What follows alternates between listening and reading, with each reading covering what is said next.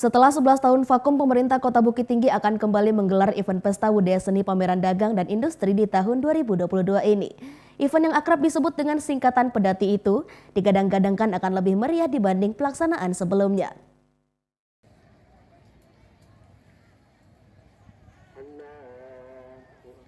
Pemerintah Kota Bukit Tinggi akan kembali menggelar Pesta Budaya, Seni, Pameran Dagang dan Industri atau disingkat Pedati di akhir tahun 2022 ini.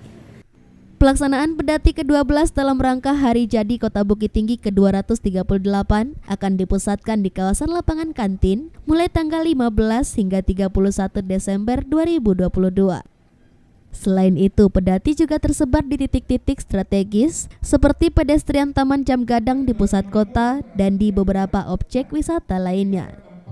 Sekdako Bukit Tinggi Martiaswanto dalam jumpa pers jelang kegiatan menyebutkan Pemko sengaja kembali menggelar event Pedati setelah vakum selama 11 tahun. Event yang sangat diminati peserta ini dianggap dapat meningkatkan ekonomi masyarakat sehingga sayang untuk tidak diadakan.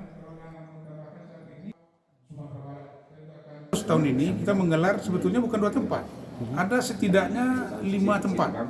Yang pertama lapangan kantin, yang kedua di pelataran Jam Gadang, yang ketiga di Panorama, yang keempat di Benteng, dan yang kelima di Pasar Atas. Jadi ada 5 spot tempat kita melaksanakan kegiatan Pedati hari. Direncanakan pembukaannya tanggal 15 Ba'da Isya sekitar jam 20 WIB.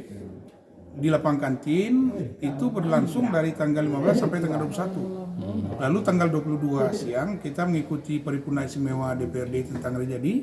Malamnya kita langsungkan resepsi penutupan kegiatan hari jadinya. Lalu di Jam Gadang itu dilanjutkan sampai tanggal 31 Desember. Begitu juga di Panorama, begitu juga di Benteng, begitu juga di Pasar Atas. Nah, kita akan menampilkan partisipasi dari paguyuban-paguyuban yang ada, kemudian partisipasi dari 18 kabupaten kota lagi yang juga sudah menyatakan kesediaannya untuk mengisi acara kita.